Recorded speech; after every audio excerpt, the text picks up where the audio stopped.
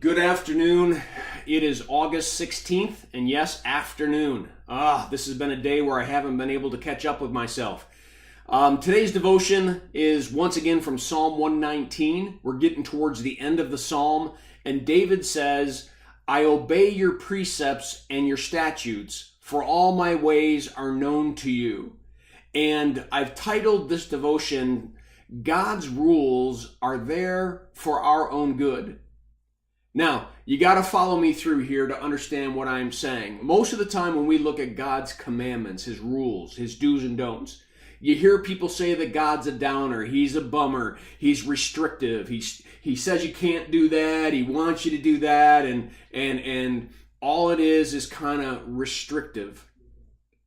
And one of the things that I want to go back and tell you and get you to understand is that God is a good father.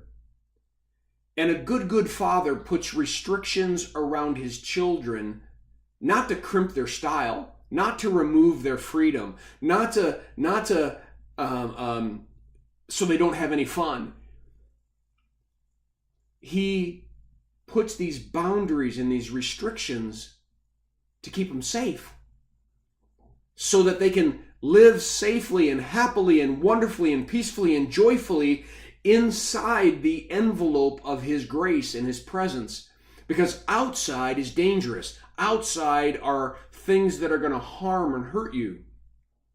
See, what if we understood that God's do's and don'ts, like the Ten Commandments, what if we understood really that God gave us those for our own good? Just like maybe your mom or your dad laid down certain rules, and now as you look back, you're wise enough to say, hey, you know what? My parents didn't put that rule there to be a pain in my behind. He or she put those rules there because they love me.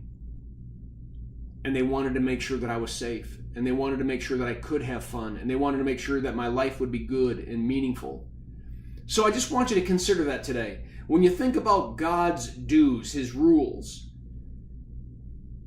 just think about the fact that he's a good father. And maybe, just maybe, those rules are there for our own good.